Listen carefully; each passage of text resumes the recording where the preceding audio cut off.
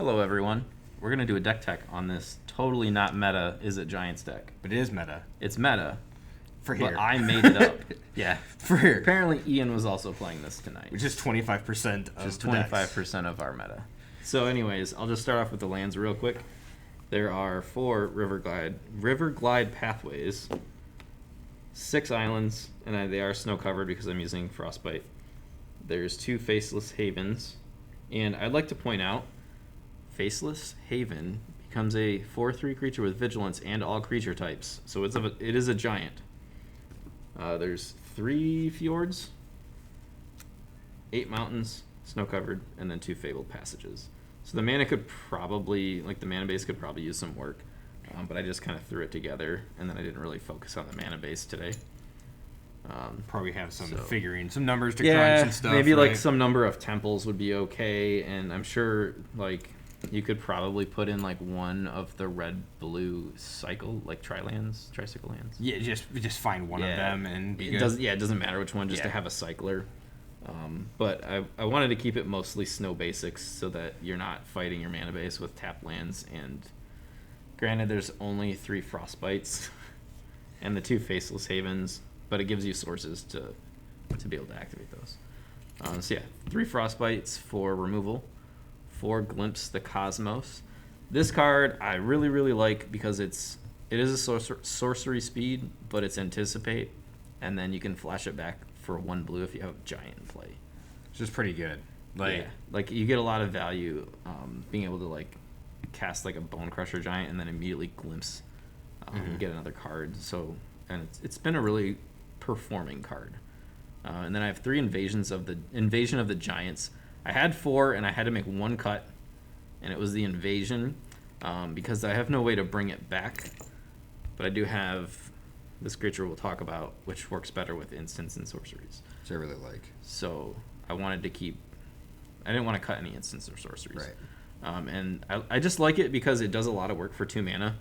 Scrying 2 and then drawing an extra card the next turn. It can shock someone or a planeswalker, which is kind of relevant, but not in our metagame, apparently.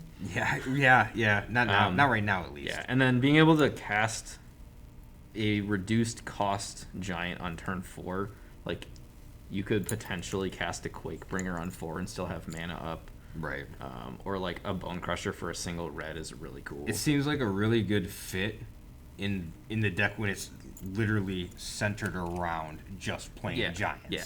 Now, if you're playing something a little bit different, I don't know that you would play that necessarily. Yeah, I don't think you would. If you're just running Bone Crusher giants and maybe something else, you probably don't. Yeah. Because you're not getting a whole lot of value out of the 3rd chapter. Then I have 4 Saw It Coming. And it's kind of weird because there's only these spells with Foretell, so it's pretty obvious when you foretell a card what it's probably a counter or a Quakebringer, right? I had Demon Bolts in the main deck last week, and it was so awkward to play them. Was it? Yeah, because it was I can cast it for 3, or I can foretell it and then cast it for a red, but I want to keep the mana up. Right. So there was never a good opportunity to foretell it. So I just put it in the sideboard as extra removal this week.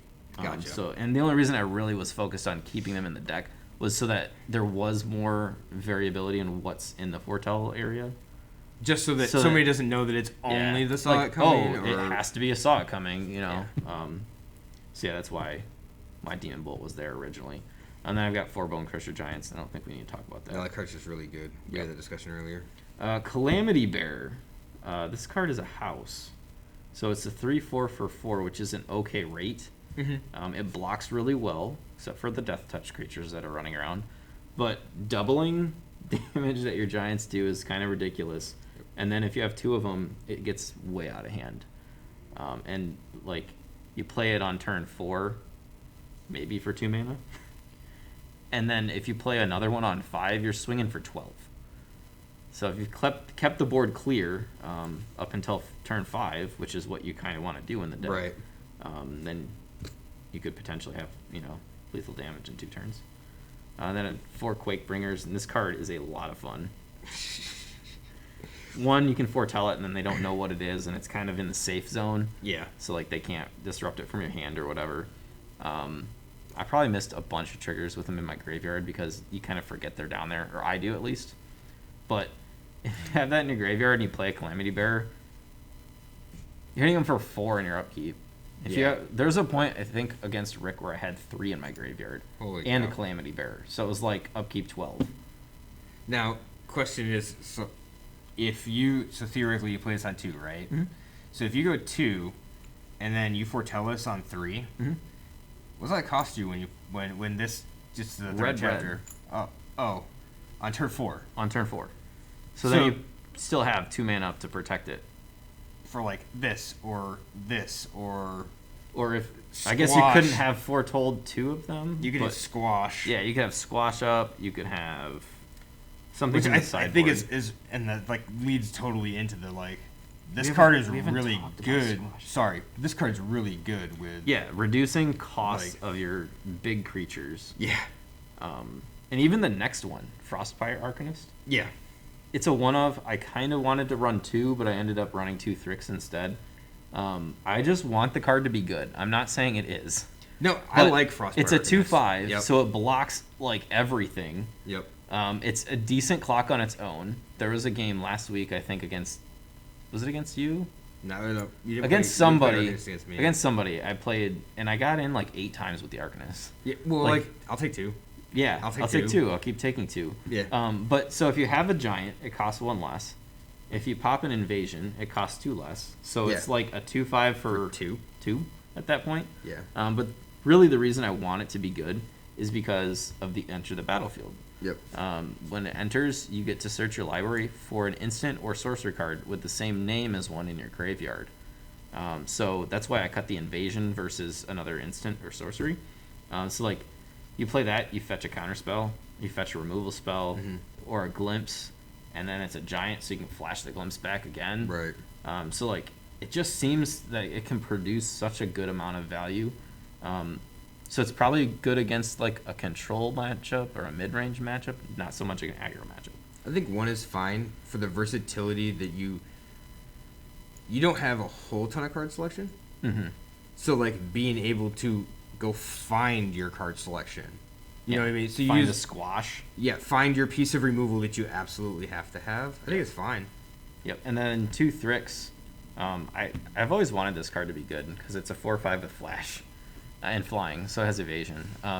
There's not too many people playing control around here. Apparently this week there was a couple, but like the relevant ability is things cost less, and this whole deck is basically 5-drops. Yeah, there's a lot of 5-drops, and they can't be countered. So and then they can't be countered, so it's great against control decks. Yep. And then it's also, I guess, worth noting that like things stack, right? So this costs 3 less to cast if you control a giant. If you've got Thrix, it's 1 less to cast. So then it's just like 1 red at that point. Yeah. So there's a lot of like reduction stuff happening, like Thrix for red or blue 1. Seems like it's been a while since a deck like that has had that much synergy, if you will. Yep. And then there's 3 Battle of Frost and Fire as a board wipe, and then 3 Squash to deal with all the 6/6s that are apparently every green creature. Most of the green, not just green, most of the creatures now are just like undercosted 6/6s. So Squash is like super important. So that's the main deck. It's got a lot of synergy. I like playing it. I don't know what to cut to change, and I don't know what I'd change. I think it's the mana base is really the mana base is probably the most punishing, just because like you can get stuck on not having enough of one color. Yep. So I'm noticing you have a lot of double pips. Yep. And that has got to make things like. Actually, is there more doubles than there is singles? No, I guess not, because you have. I guess no, but you can count that. As dual like doubles. So you're like here,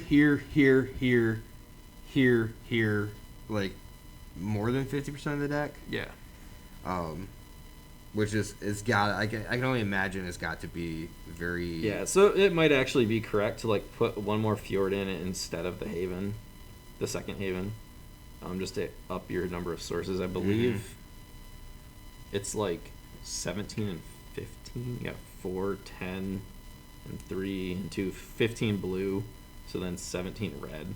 Maybe you just need that 1 extra. Yeah, and maybe you just make this an even split too. Gotcha. Okay. So yeah, and then the sideboard, I kind of just threw it together. That's what I do with sideboards. Cause I just try to think what people are playing. So like I knew Garrison was playing Tybalt's Trickery, so I put 4 of those in. I did put the 2 annuls in. That was actually part of that was if Craig was playing his Garuda deck again, I don't have a way to answer Thassa. Oh, gotcha. So that would counter an enchantment spell. Gotcha. So I put that in. It did help against you because you always... You literally... He hits... What is it? Kiorabesta Sea God twice, right? So... Yep. And then, so I put one of each of the removal spells in again. So the 4th copy of Frostbite, Battle of Frost and Fire, and Squash. So I think you're fine. I think they're all fine to have the 4th copy of. Yeah. And I don't know if I'd want to run, like, so there's, what, 9 in the main deck? Yeah.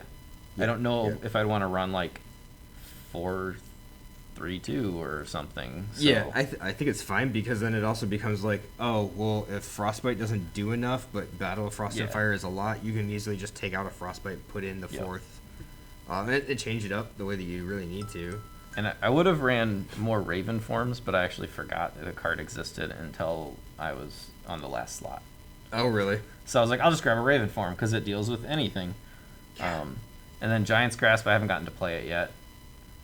So this is an interesting one. You enchant your own creature, but then you control something of theirs as long as you control the Giant's Grasp. Yeah. It's worded very interestingly, right? Yeah. And I don't know. It seems like it could be good, but it's also like super fragile. Yep. So like if they kill your creature, you lose the grasp. They get their thing back. I know that people were like, it came up in another game. They're like, this isn't even from the set. Like it's not in the set. It is in the set, right? Because it's and the reason they go by is it's outside the card number, but it's in like the theme booster or whatever the ancillary products or whatever they have that are standard legal and in the set. So if you haven't seen this card, Giant's Grasp, it's pretty good for like specifically this deck. Yeah. Well, it's made for the Giants deck, obviously. Yeah. So yeah, and then the 2 annuls I put in because I don't have a way to deal with enchantments at all. Artifacts, I guess, like, yeah, you get the Ravens form, and then you also have counter spells. Oh, you have this too? Oh, yeah, and Shredded Sails. So, like, that part wasn't as necessary, but dealing with enchantments is. Yep. And then I left 2 of the Demon Bolts in the sideboard because I was assuming that Ian would be on Gruul. So he always draws 4 questing beasts every game. Yep. But it also kills... There's another 4 toughness creature that I can't think of right now. There's a lot. Yeah, there's a lot. Oh, the dragon. Goldspan. Oh, yep. Yep. Okay. And then, obviously, 4 negates for the Tybalt's Trickery. Mm-hmm. And I put in the annuls in that matchup, too, because they hit the Kiorabesta Sea God and the other side of the Sika. Yeah. So there is 7 targets for it. Yep. So that seems fine. But yeah, I don't know what I would change at this point. I just need to play it more. I do like the deck, though, because it's got a lot going on, and I like to draw cards. And there's What's ways funny, to draw cards. and what gets me on this is that this deck is I want to hit you for big amounts of damage deck. I don't want to ping you. I just want chunks. Yeah, that is not your typical playstyle. So what's different between this and your typical playstyle where I'm gonna just like your Dirtle Turtle deck, right? Like I'm gonna take my shots when I can get them for like 2 damage here, 3 damage there. Versus get to literally play counter spells. Sure. I just close the game out faster. You get to play this, and that's it. And that's not your typical. I have 15 creatures, 20 spells, and 25 lands. That's the old way too many creatures for you. That's the old Bloodbraid Jund standard. Oh, is that what it is? 15 creatures, 20 spells, 25. Is that what it? Okay. All right. I guess that makes sense then. Yeah. I just wondered. It's just like a nice mid-range deck, really. Yeah, and I play mid-range. It's kind of funny because you haven't played mid-range in a very long time. I would consider the Sultai deck mid-range. He's just trolling me. I would consider your Sultai deck very control. I tap out on my own turn every turn.